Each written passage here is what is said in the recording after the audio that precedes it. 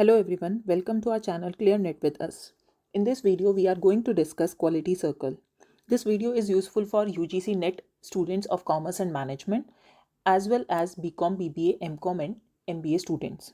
Before starting the video, please ensure that you are subscribed to our channel and hit the bell icon to get notification every time a video is uploaded. You can also mail us at clearnetwithus@gmail.com and you can follow us on our Facebook page for regular updates. So first of all what do we mean by a quality circle. देखिए quality circle क्या होता है। एक quality circle जो है वो एक small group होता है एम्प्लॉयज़ का जो सिमिलर काम कर रहे हैं, जो रेगुलरली मिलते हैं हर हफ्ते, ताकि वो ऑर्गेनाइजेशन में वर्क रिलेटेड प्रॉब्लम्स को आइडेंटिफाई कर सकें और उनके सॉल्यूशंस जो हैं वो फाइंड आउट कर सकें। बेसिकली जो क्वालिटी सर्कल है ना वो एक जापानीज़ टेक्निक है जहाँ पर ये इनिशियली स्टार्ट हुई थी इसी के लिए कि प्रॉब्लम्स के सॉल्यूशंस फाइंड आउट करने थे। ऑर्गेनाइजेशन जो है वो प्रॉब्लम्स फेस कर रही थी, उन प्रॉब्लम्स के सॉल्यूशंस को फाइंड आउट करने के लिए जो है ये लोग मिलते थे। तो बेसिकली क्वालिटी सर्कल कॉन्सेप्ट जो है ना उसमें हम कॉजेज़ फाइंड आउट करते हैं कि जो हम क्वालिटी में प्रॉब्लम्स फेस कर रहे हैं या प्रोडक्टिविटी में प्रॉब्लम्स फेस कर रहे हैं जिनके बारे में वर्कर्स या मैनेजमेंट को आइडिया नहीं है। जो हमारे शॉप फ्लोर वर्कर्स होते हैं उनको हैंड्स ऑन नॉलेज होती है क्योंकि वो वही काम कर रहे हैं। उनको हम वो क्रिएटिव होते हैं, उनको हम ट्रेन कर सकते हैं कि वो अपनी इस क्रिएटिविटी को यूज़ कर सकें इस प्रॉब्लम सॉल्विंग अप्रोच में। तो बेसिकली क्वालिटी सर्कल जो है वो एक प्रॉब्लम सॉल्विंग अप्रोच है, इसके साथ साथ एक पीपल बिल्डिंग अप्रोच भी है क्योंकि यहाँ पर हम लोगों को इकट्ठा करते हैं, लोग जो है यहाँ पर मिलकर काम करते हैं, इसीलिए ये एक पीपल बिल्डिंग अप्रोच जो है वो भी कहा गया है इसको। सो होप आपको मीनिंग क्लियर होगा क्वालिटी सर्कल का। Now coming to the features, सबसे पहला फीचर है small group of employees. Small group of employees यहाँ पर जो है 8 to 10 एम्प्लॉयज़ जो हैं वो मिलकर एक क्वालिटी सर्कल को बनाते हैं। अगर एक क्वालिटी सर्कल में 5 से कम मेंबर्स होंगे तो क्वालिटी सर्कल का कोई खास इंपॉर्टेंस नहीं रह जाएगी, क्योंकि अगर एक दो मेंबर भी सपोज एब्सेंट हो गए मीटिंग से तो फ़ायदा नहीं है उस क्वालिटी सर्कल का। और अगर 10 से ज़्यादा मेंबर्स होंगे या 15 से ज़्यादा मेंबर्स होंगे तो उस केस में हर किसी को अपॉर्चुनिटी नहीं मिलेगी अपना व्यू पॉइंट रखने की, पार्टिसिपेशन की। इसीलिए 8 to 10 मेंबर्स जो हैं वो अप्रोप्रिएट माने जाते हैं क्वालिटी सर्कल के लिए। Then we have organised in the same work area और doing similar type of work. तो क्वालिटी सर्कल जो है वो एक होमोजीनियस ग्रुप होता है, ठीक है। ये इंटर डिपार्टमेंटल या इंटर डिसिप्लिनरी नहीं होता है। मतलब जो भी मेंबर्स क्वालिटी सर्कल में होते हैं ना वो एक जैसा काम कर रहे हो तभी ये क्वालिटी सर्कल बेस्ट वर्क करेगा।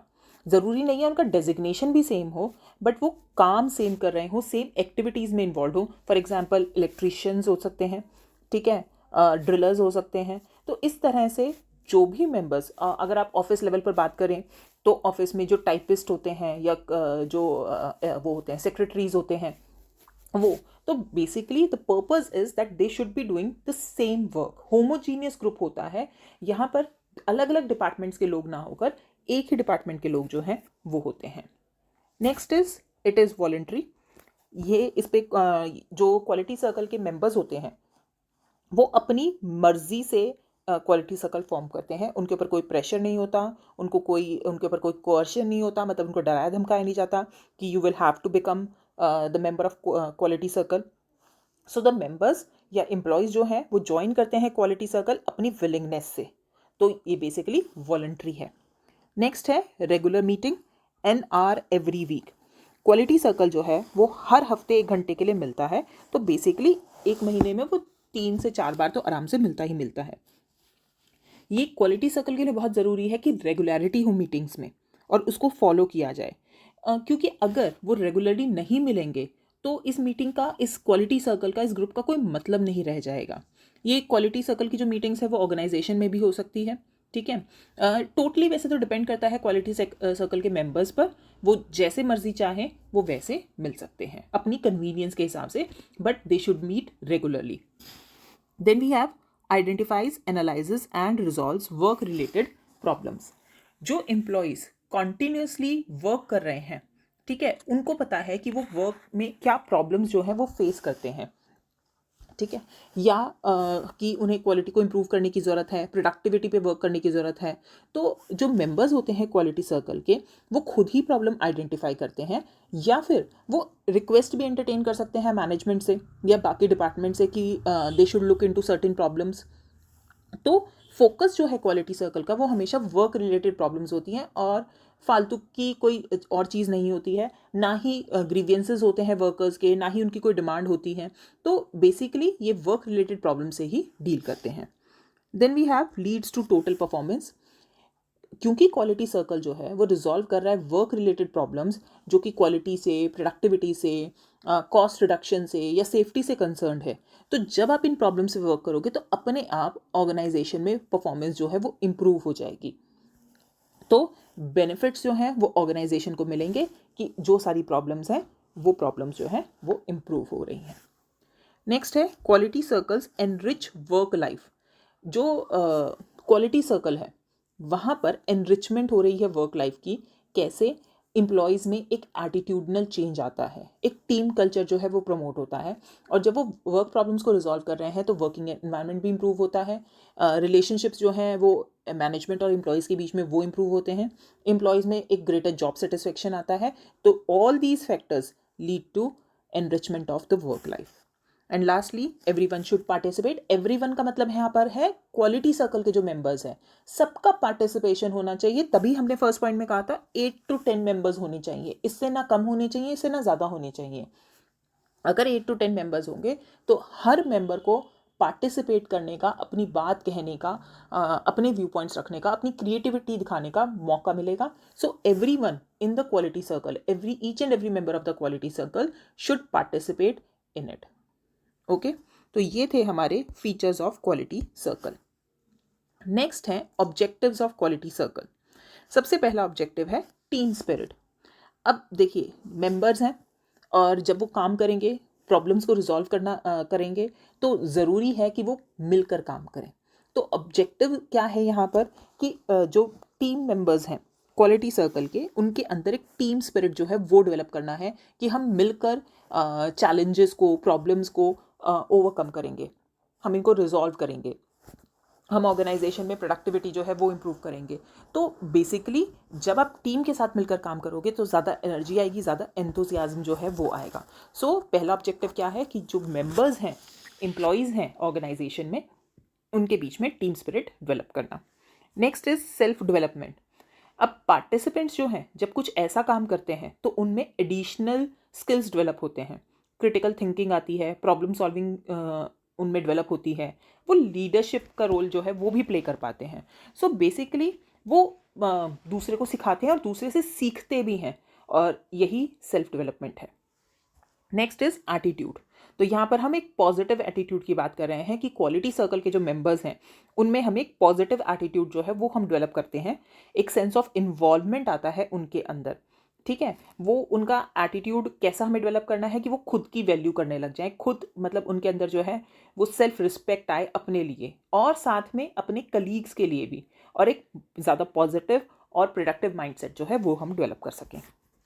Next objective is improvement in quality of goods and services.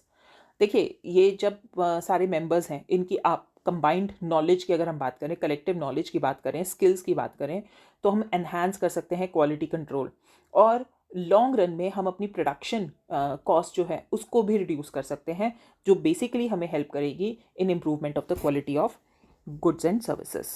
Then we have develop positive relationships between employees and management. देखिए, वैसे तो क्वालिटी सर्कल वॉलंटरी बेसिस पे बनाया है एम्प्लॉयज़ ने, लेकिन सपोर्ट टॉप मैनेजमेंट का भी चाहिए। और जब क्वालिटी सर्कल ये प्रॉब्लम्स को रिजॉल्व करता है, कॉस्ट रिडक्शन करता है, प्रोडक्टिविटी इंप्रूव करता है, तो अल्टीमेट बेनिफिट ऑर्गेनाइजेशन का ही होता है। तो टॉप मैनेजमेंट जो है इनकी बात को सुनती है, समझती है, इनको सपोर्ट करती है, क्योंकि ये सिर्फ सॉल्यूशंस प्रोवाइड कर सकते हैं, इम्प्लीमेंट करने का काम जो है वो बिना टॉप मैनेजमेंट के सपोर्ट के नहीं हो सकता है। तो अच्छे रिलेशनशिप्स जो हैं वो बिल्ड होते हैं between employees and management. Lastly, we have effective structure. देखिए, अभी हम आगे स्ट्रक्चर भी देखेंगे, क्वालिटी सर्कल का क्या स्ट्रक्चर होता है। तो ये बहुत ज़रूरी है क्वालिटी सर्कल के लिए कि the all everyone involved should understand, and there should be a clarity in the roles and responsibilities of each and everyone who is involved. ठीक है, जो भी इन्वॉल्व है उनके रोल्स एंड रिस्पॉन्सिबिलिटीज़ क्लियर होने चाहिए. एक बेसिक गाइडलाइन जो है वो हमेशा सेट होनी चाहिए. मीटिंग्स कब होंगी, मीटिंग्स में किस तरह के इश्यूज डिस्कस किए जाएंगे, कितनी देर की मीटिंग होगी, कैसे हम एक सॉल्यूशन पे, जैसे अगर हम यहाँ पर बात कर रहे हैं कि वोटिंग को ना यूज़ करके, जब आप सॉल्यूशन प्रपोज कर रहे हो तो वोटिंग को ना यूज़ करके एक कंसेंसस होगा तो वो बेटर होगा. ठीक है, अगर कोई डिसएग्रीमेंट्स हैं तो उनको डिसएग्रीमेंट्स को सुनने में भी हम कंफर्टेबल होने चाहिए. तो इस तरह की चीज़ें जो हैं वो तभी आती हैं जब एक इफेक्टिव स्ट्रक्चर होता है. तो ये क्वालिटी सर्कल के लिए बहुत ज़रूरी है कि एक इफेक्टिव स्ट्रक्चर जो है वो बिल्ड किया जाए. ओके, तो ये थे हमारे ऑब्जेक्टिव्स ऑफ क्वालिटी सर्कल. अब हम बात करते हैं structure of a quality circle. कौन कौन कौन इन्वॉल्व होता है क्वालिटी सर्कल में. सबसे पहले आते हैं मेंबर्स. क्योंकि ये वॉलंटरी बेसिस पर है तो हर मेंबर जो है वो वेलकम होता है कि वो वॉलंटियर बन सकता, वो ज्वाइन कर सकता है क्वालिटी सर्कल को. और अभी आगे हम इसका फॉर्मेशन पढ़ेंगे तो आप देखेंगे कि ये ऐसा नहीं है कि आपने सोचा और ये इसको आपने बिल्ड कर दिया. क्वालिटी सर्कल को ट्रेनिंग प्रोवाइड करना ज़रूरी होता है मेंबर्स को. तो जब आप एक सर्कल फॉर्म करते हो तो फॉर्मल ट्रेनिंग प्रोवाइड की जाती है, मीटिंग्स अटेंड करनी होती हैं, प्लस मेंबर्स जो है वो कंट्रीब्यूट करते हैं in identifying the problems and solving them, finding solutions for them. ठीक है, तो मेंबर्स सबसे पहले कौन आता है क्वालिटी सर्कल के स्ट्रक्चर में, मेंबर्स आते हैं. Then we have a leader. अब जो सर्कल मेंबर्स होते हैं ना वो लीडर सेलेक्ट करते हैं और बहुत बार एक डेप्यूटी लीडर भी सेलेक्ट किया जाता है. लीडर जो है वो गाइड करता है मेंबर्स को, उनको ड्यूटीज़ असाइन करता है. ठीक है, और ये इंश्योर करता है कि मीटिंग्स जो हैं वो इफ़ेक्टिवली रन करें. तो बेसिकली एक बेटर चांस होगा सक्सेस का अगर क्वालिटी सर्कल में कोई लीडर है तो, क्योंकि लीडर एक थ्रेड की तरह होता है जो बांध के रखता है सबको. वो ये देखता है कि लीडर जो है वो ये देखता है कि हर कोई जो है वो मिलकर काम कर रहा है. जहाँ जब मोटिवेशन की ज़रूरत होती है तो मोटिवेट करता है. ये देखता है, इंश्योर करता है कि टाइम पर जो है वो सर्कल मीटिंग्स हो रही हैं. ठीक है, इसके साथ साथ पार्टिसिपेशन जो है हर मेंबर का हो रहा है. एजेंडा क्या है मीटिंग का वो क्लियर करता है. और अगर कोई प्रॉब्लम्स आ रही हैं तो उन प्रॉब्लम्स को रिजॉल्व करना, ये सब जो है मतलब उसका काम है इंश्योर करना कि क्वालिटी सर्कल ठीक से जो है वो रन कर रहा है. नेक्स्ट आता है फैसिलिटेटर. फैसिलिटेटर जो है ना वो बहुत इंपॉर्टेंट लिंक होता है क्वालिटी सर्कल का. इनफैक्ट ये वो पर्सन है जो सबसे पहले सेलेक्ट किया जाता है जैसे ही एक डिसीजन आता है कि क्वालिटी सर्कल इम्प्लीमेंट करनी है. तो सबसे पहला काम, अभी हम आगे स्टीयरिंग कमेटी पढ़ेंगे, तो जो स्टीयरिंग कमेटी होती है उसका सबसे पहला काम ही होता है एक फैसिलिटेटर सेलेक्ट करना. इसका फैसिलिटेटर का काम होता है बेसिकली कि he should make things happen. ठीक है, वो कॉम्बिनेशन होता है, वो कोच भी होता है, कोऑर्डिनेटर भी होता है, कम्युनिकेटर भी होता है, इनोवेटर भी होता है, प्रमोटर भी होता है, टीचर भी होता है, स्टैटिस्टिशियन भी होता है. मतलब he is all in one person. वो इंश्योर करता है कि मेंबर्स जो हैं वो उनको ट्रेनिंग मिले. ठीक है, उनका लीडर हो और रिपोर्ट करता है information back to steering committee. Next आती है स्टीयरिंग कमेटी. जो हमारी स्टीयरिंग कमेटी होती है इसमें हेड्स होते हैं हमारे मतलब सीनियर हेड्स होते हैं, सीनियर मैनेजर्स होते हैं, चीफ एग्जीक्यूटिव होता है ऑर्गेनाइजेशन का. टॉप मैनेजमेंट का सपोर्ट जो है वो देखिए होता ही होता है लेकिन वो सबको विजिबल नहीं होता है. तो स्टीयरिंग कमेटी क्या काम करती है, गोल्स सेट करती है, ऑब्जेक्टिव सेट करती है क्वालिटी सर्कल की एक्टिविटीज़ के लिए. ठीक है, ऑपरेशनल गाइडलाइंस देती है, कंट्रोल भी जो है वो एक स्टीयरिंग कमेटी करती है कहीं कहीं कहीं बहुत बार. तो स्टीयरिंग कमेटी जो है जैसे ही मतलब आपने डिसाइड किया ऑर्गेनाइजेशन में क्वालिटी सर्कल होगा, स्टीयरिंग कमेटी आती है इन एग्जिस्टेंस और स्टीयरिंग कमेटी फैसिलिटेटर को अपॉइंट करती है. तो steering committee basically policy making group जो है वो होता है. ठीक है, ये इंश्योर करता है कि स्टीयरिंग कमेटी इंश्योर करती है कि क्वालिटी सर्कल जो है वो इन लाइन है, इन प्लेस है, जो काम जिस काम के लिए उसको बनाया गया है वो काम वो कर रही है. नेक्स्ट आती है कोऑर्डिनेटिंग एजेंसी. जो हमारी कोऑर्डिनेटिंग एजेंसी होती है वो इंश्योर करती है, जैसे मैंने आपको कहा था कि ट्रेनिंग प्रोग्राम की ज़रूरत होती है, ट्रेनिंग देने की ज़रूरत होती है जो हमारे क्वालिटी सर्कल के मेंबर्स होते हैं. ठीक है, इसके साथ साथ जब कुछ भी क्वालिटी सर्कल करता है तो इंश्योर करना होता है कि ऑर्गेनाइजेशन इन लाइन है, मतलब ये तो एक डिपार्टमेंटल लेवल पर या एक तरह के लोग काम कर रहे हैं, लेकिन उसको इम्प्लीमेंट तो पूरी ऑर्गेनाइजेशन में करना है, तो वो इंश्योर कौन करता है? कोऑर्डिनेटिंग एजेंसी करती है। नेक्स्ट है हमारे पास मैनेजमेंट। अब टॉप मैनेजमेंट की ज़रूरत है। क्यों है? क्योंकि it will be the top management वो जो इंश्योर करेगा the successful implementation of quality circle in the organization. ठीक है, सबसे पहले तो उनको ये डेमोन्स्ट्रेट करना होगा that they support this concept of quality circle. उन्हें प्रोविजंस बनाने होंगे बजट में, जो एक्सपेंडिचर हो रहा है क्वालिटी सर्कल पे, वो एक्सपेंडिचर ऑब्वियसली टॉप मैनेजमेंट ही सपोर्ट करेगी। ठीक है, तो जो इम्प्लीमेंट करना है, जो सॉल्यूशंस प्रोवाइड कर रही है आपकी क्वालिटी सर्कल, वो टॉप मैनेजमेंट ही इम्प्लीमेंट करने में हेल्प करेगी। नेसेसरी गाइडेंस चाहिए, वो टॉप मैनेजमेंट प्रोवाइड करती है। Last but not the least, non members. अब देखिए, मेंबर्स तो क्वालिटी सर्कल का पार्ट है जो अपने सजेशंस दे रहे हैं, लेकिन उन सजेशंस को इम्प्लीमेंट नहीं किया जा सकता without the cooperation of non members. So जो भी मेंबर्स नहीं हैं वो कौन है? वो नॉन मेंबर्स हैं। और उनको भी, चाहे वो एग्जैक्टली क्वालिटी सर्कल में काम नहीं कर रहे हैं, लेकिन जो भी क्वालिटी सर्कल सजेशंस दिए हैं उसने, वो इम्प्लीमेंट नहीं किए जा सकते हैं without the support of non members. तो ये इंश्योर करना होगा कि नॉन मेंबर्स जो हैं वो भी सपोर्ट कर रहे हैं, वो भी हेल्प कर रहे हैं क्वालिटी सर्कल की एक्टिविटीज़ में। ठीक है, तो नॉन मेंबर्स जो हैं, धीरे धीरे उनके भी एटीट्यूड में चेंज आता है, अप्रिशिएट करते हैं क्वालिटी सर्कल के मेंबर्स के एटीट्यूड को, उनको सपोर्ट करते हैं और उनकी हेल्प से इम्प्लीमेंट किया जाता है, नॉन मेंबर्स की हेल्प से इम्प्लीमेंट किया जाता है जो भी क्वालिटी सर्कल ने प्रपोज किया है। तो ये था हमारा स्ट्रक्चर क्वालिटी सर्कल का। देखिए, ये स्ट्रक्चर जो है फ्लेक्सिबल है, ज़रूरी नहीं है हर ऑर्गेनाइजेशन में ये हो। Depending upon the need of the organization, quality circle में ये रोल्स प्ले किए जाते हैं। डिफरेंट पार्टीज भी प्ले कर सकती है, सेम पार्टी भी प्ले कर सकती है कुछ रोल्स जो हैं। तो दिस इज बेसिकली एक गाइडलाइन है ये स्ट्रक्चर की फॉर्म में। नेक्स्ट है हमारे पास फॉर्मेशन ऑफ क्वालिटी सर्कल्स। अब क्वालिटी सर्कल को ऑर्गेनाइजेशन में डेवलप करने के लिए क्या स्टेप्स हैं हमारे पास? सबसे पहले है publicising the idea, then constitution of quality circle, then initial problem solving, presentation and approval of suggestions and implementation.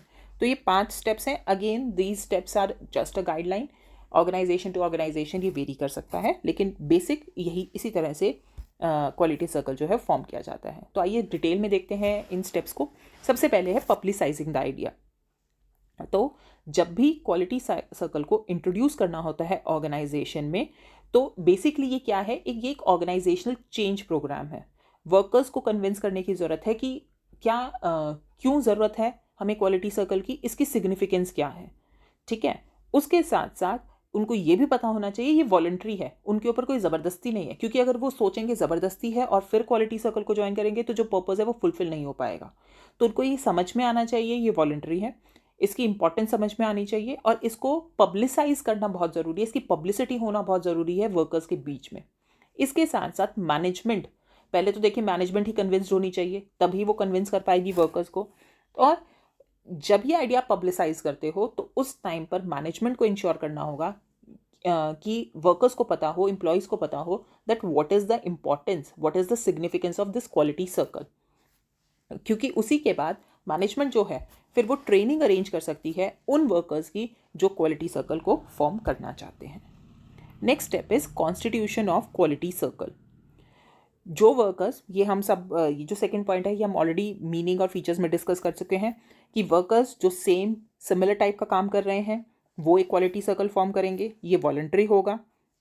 Membership जो है वो 8 to 10 के बीच में वेरी करनी चाहिए। और एक बार ये मेंबर्स बन जाते हैं तो जनरली ये परमानेंट वर्कर्स होते हैं, परमानेंट मेंबर्स होते हैं क्वालिटी सर्कल के, जब तक कि ये ऑर्गेनाइजेशन को छोड़ के नहीं जाते हैं। Next step is initial problem solving. जो मेंबर्स होंगे क्वालिटी सर्कल के वो प्रॉब्लम्स को डिस्कस करते हैं, ठीक है, और फिर उसके सॉल्यूशंस फाइंड आउट करते हैं in the meetings that are happening. हर ऑल्टरनेटिव सॉल्यूशन को इवैल्यूएट किया जाता है जब तक कि एक कंसेंसस बेसिस पर हम सॉल्यूशन पर ना आ जाएं। अगर आपको ध्यान हो, फीचर्स में भी मैंने आपको एक्सप्लेन किया था कि बेसिकली क्वालिटी सर्कल की जो सॉल्यूशंस प्रोवाइड करती हैं वो वोटिंग बेस्ड नहीं होने चाहिए, कंसेंसस होना चाहिए, तभी ये इफेक्टिव होगा। क्योंकि अगर वोटिंग बेसिस पे होगा और जिन मेंबर्स की मतलब जो मेजॉरिटी में नहीं आए जिनकी तो वो जो है डिसअपॉइंट हो जाएंगे, डिसएग्रीमेंट्स जो हैं वो बढ़ जाएंगे। तो इसीलिए ज़रूरी है कि कंसेंसस हो। Next step is presentation and approval of suggestions.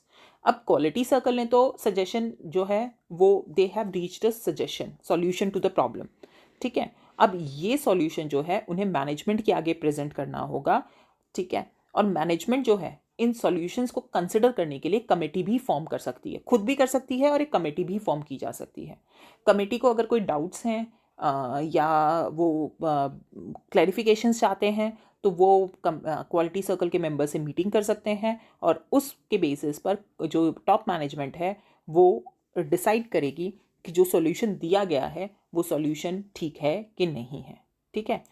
Obviously next step आता है, लास्ट स्टेप आता है इम्प्लीमेंटेशन, कि जब एक बारी सॉल्यूशन जो है वो अप्रूव कर दिया मैनेजमेंट ने, अब उसको हम इम्प्लीमेंट करते हैं, ठीक है। धीरे धीरे ऑर्गेनाइजेशन में हर डिपार्टमेंट के लिए क्वालिटी सर्कल जो है वो फॉर्म किया जा सकता है और इस तरह से हम प्रॉब्लम के सॉल्यूशंस फाइंड आउट कर सकते हैं, ऑर्गेनाइजेशन में प्रोडक्टिविटी को इम्प्रूव कर सकते हैं, कॉस्ट को रिड्यूस कर सकते हैं, सेफ्टी पर काम कर सकते हैं, ये सब कर सकते हैं। So this is how a quality circle is being formed. आज का हमारा लास्ट टॉपिक है बेनिफिट्स ऑफ क्वालिटी सर्कल्स। सबसे पहले है through the platform of quality circle the chronic problem of organizations which actually create hurdles in work are solved by the grass root employees जो actually वो काम कर रहे हैं, ठीक है। तो मतलब क्वालिटी सर्कल की हेल्प से क्या होता है, प्रॉब्लम्स के सॉल्यूशंस जो हैं वो ढूंढे जाते हैं।